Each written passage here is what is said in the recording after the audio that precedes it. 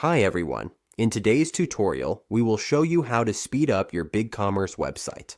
A faster store not only improves our experience, but also helps boost SEO rankings and increase conversion rates. Let's get started.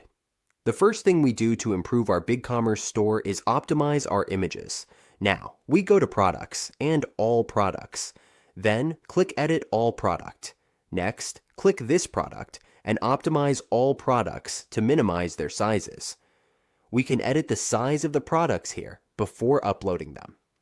If we have a product, we just need to minimize it by using smaller image sizes. Next, we use a fast, updated theme.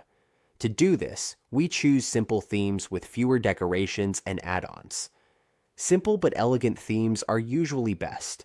We also remove unnecessary applications from our Bigcommerce store. If we are not using certain apps, we just need to remove them. For example, if we are not using one, click this and uninstall the program.